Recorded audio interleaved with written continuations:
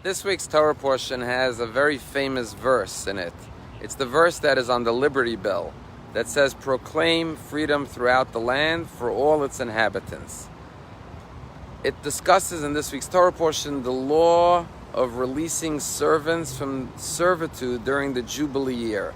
And the verse says that on the Jubilee year you should blow the shofar and proclaim freedom throughout the land for all its inhabitants. And the question our Rabbi asks is, it should have said on the verse, proclaim freedom throughout the land for all the servants, for all the indentured servants. Why does it say for all its inhabitants? Most of the inhabitants are not servants, but masters. And our rabbis say that when you release someone else from their bondage, in effect you are releasing yourself as well. You are bringing freedom upon yourself by not oppressing or suppressing or possessing another human being. By allowing someone else to become free, you bring freedom to yourself. Anytime you mitigate or release a person from their personal struggle and bondage, a part of yourself goes free as well. There's a story told about Jews who were arrested in the former Soviet Union and sent to Siberia for being Jewish. And they would serve long sentences.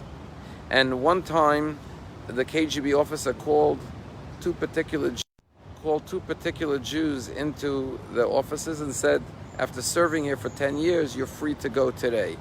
All you have to do is sign these documents and you can leave. And he handed the documents to the first Jew. And the Jew said, I'm sorry, but I can't sign the document today. He said, why not?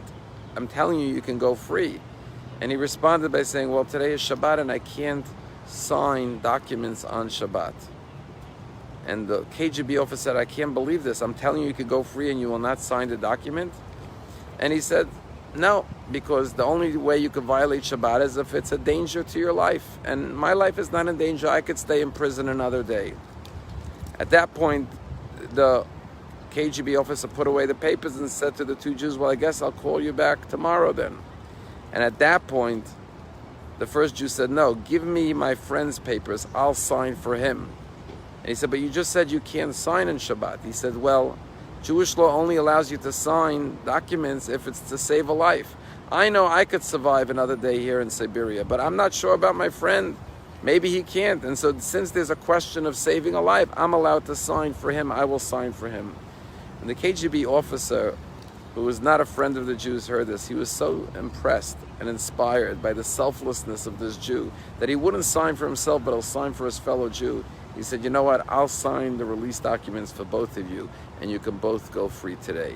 When you help another, when you save another, you are ultimately helping yourself and saving yourself as well. Have a wonderful day.